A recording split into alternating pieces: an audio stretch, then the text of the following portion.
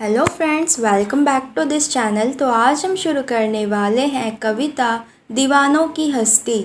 और इस कविता के जो कवि हैं उनका नाम है भगवती चरण वर्मा। सो फ्रेंड्स, एक्सप्लेनेशन शुरू करने से पहले आप सभी से मेरा एक छोटा सा रिक्वेस्ट है, जो लोग इस चैनल पर न्यू आए हैं चैनल को सब्सक्राइब कर देना और वीडियो पसंद आए तो लाइक कर देना।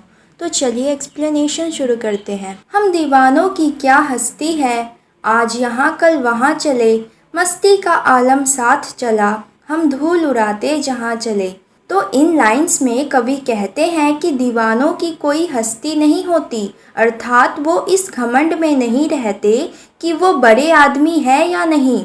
उन्हें किसी भी चीज़ की कमी का कोई दुख नहीं होता।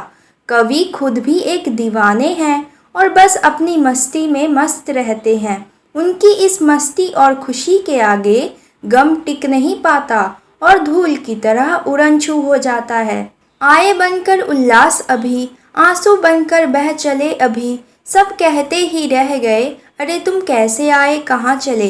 तो इन लाइंस में कवि ने कहा है कि जो दीवाने मस्त मौला लोग होते हैं वो जहाँ भी जाते हैं वहाँ का माहौल खुशियों से भर जाता है। फिर जब वो उस जगह को छोड़कर जाने लगते हैं तो सब काफ़ी दुखी हो जाते हैं।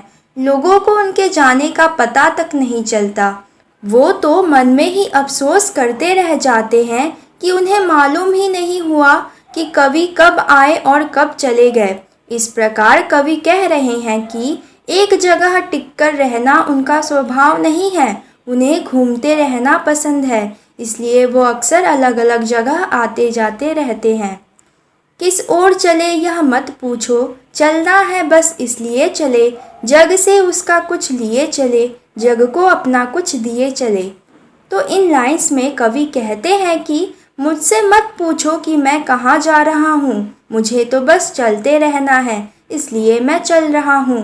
मैंने इस दुनिया से कुछ ज्ञान प्राप्त किया है, अब मैं उस ज्ञान को बाकी लोगों के साथ बांटना चाहता हूँ, इसलिए मुझे निरंतर चलते रहना होगा। निरंतर यानी बिना रुके चलते रहना होगा।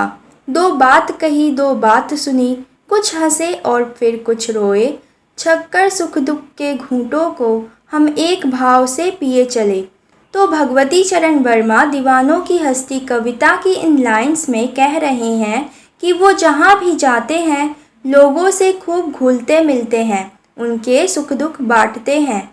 कवि के लिए सुख और दुख दोनों भावनाएं एक समान हैं, इसलिए वो दोनों परिस्थितियों को शांत रहकर सहन कर लेते हैं। इस तरह कवि अपने मार्ग पर चलते हुए लोगों का सुख दुख बांटते हैं और उन्हें एक समान ढंग से ग्रहण करके आगे बढ़ जाते हैं।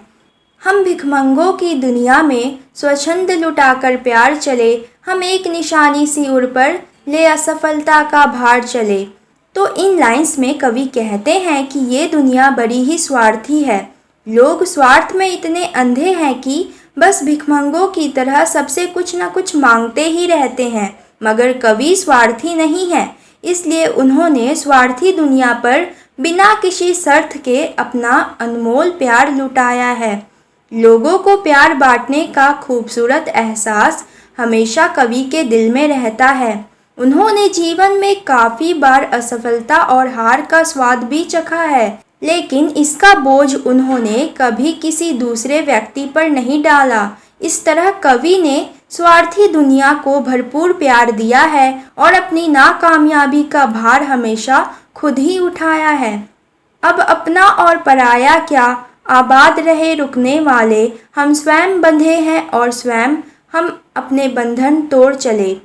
तो इन लाइंस में कवि कहते हैं कि अब उनके लिए इस दुनिया में कोई भी अपना या पराया नहीं है। जो लोग एक मंजिल पाकर वहीं ठहर जाना चाहते हैं उन्हें कवि ने सुखी और आबाद रहने का आशीर्वाद दिया है। मगर कवि खुद एक जगह बंधकर नहीं रहना चाहते हैं, इसलिए उन्होंने अपने सभी सांसारिक बंधन तोड़ दिए हैं और अब वो अपने चुने हुए मार्ग पर आगे बढ़ते जा रहे हैं। वो इसी में खुश हैं और संतुष्ट हैं।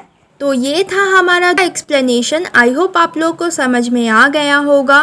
तो जाते जाते वीडियो को लाइक और चैनल को सब्सक्राइब कर देना। तो मिलते हैं नेक्स्ट वीडियो में, तब तक के लिए बाय बाय।